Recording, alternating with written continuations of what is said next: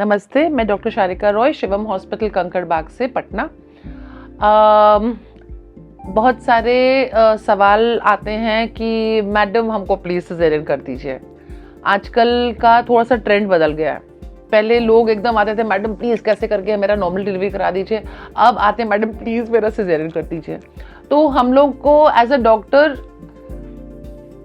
Ideally doctor का काम है जो सही है वही करना है ना। We should be the people deciding कि आपका नॉर्मल होना चाहिए कि सिजेरियन होना चाहिए। बट समहाउ क्योंकि अब डॉक्टर को आप लोग बिजनेसमैन बना लिए हैं, तो अब we are giving you what you want, not what is needed. तो ये सिजेरियन के अपने बहुत सारे कॉम्प्लिकेशंस हैं। सिजेरियन के बाद आपका लिमिटेड नंबर ऑफ टाइम्स आपका यूट्रस खुल सकता है। नंबर 2, सेकेंड बेबी में आपको प्लेसेंटा प्रीविया, प्लेसेंटा अक्रीटा, मतलब complication of second pregnancy are higher normal delivery के अवज में। सिजेरियन के बाद forget about the money spent और कितना देर आपको बेड रेस्ट लेना है, वो सब अलग बात है। या पेट आगे फेंकाता है, एक्सरसाइज नहीं कर पाती हैं, वो सब। बट ऑब्स्टेटिकली आपका जो फ्यूचर है वो एकदम अंधकार में जाने की पूरी संभावना है। And most important is later on in life, old age में अगर यूट्रस में कोई प्रॉब्लम होता है और आपको बच्चेदानी निकालनी पड़ती है, पहले से अगर सिजेरियन होते हैं तो पेशाब की थैली डैमेज होने का डर होना, इस स्कार एंडोमेट्रियोसिस, इस तरह के बहुत सारे ऐसे कॉम्प्लिकेशंस हैं जो सिजेरियन के साथ जुटे हुए हैं।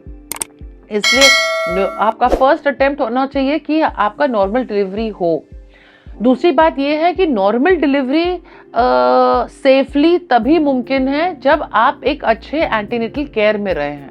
आपका ये 9 महीने का जो जर्नी है उसको आप बहुत लाइटली मत लीजिए, क्योंकि उसमें हादसा होने के बहुत सारे संभावना होती है।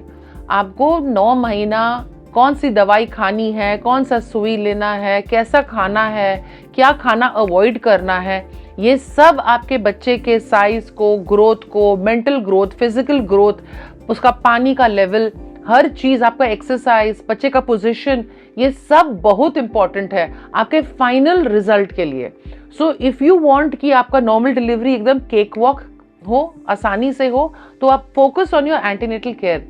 आपका 9 महीने का जो रास्ता है, जो जर्नी है, उसमें मेहनत कीजिए। And I am very sure majority of the patients हम लोगों के नॉर्मल डिलीवरी से अपने बच्चे को पैदा कर पाएंगे। अपने अगले सीरीज में हम ये बताएंगे कि किस तरह से आपको क्या क्या खाना है, क्या नहीं खाना है, एक्सरसाइज क्या क्या करना है, कैसे रहना है, कब कब डॉक्टर के पास आना है, ताकि आपके चांसेस नॉर्मल डिलीवरी के तब भी 100% नहीं होंगे, but yes there is a fair chance, 80% chance है कि आपका नॉर्मल डिलीवरी से बचा होगा, यदि कुछ रूल्स और रेगुलेशंस आप इस 9 महीने में फॉलो करें, जिसके बारे में हम आपको नेक्स्ट सीरीज में बताएंगे।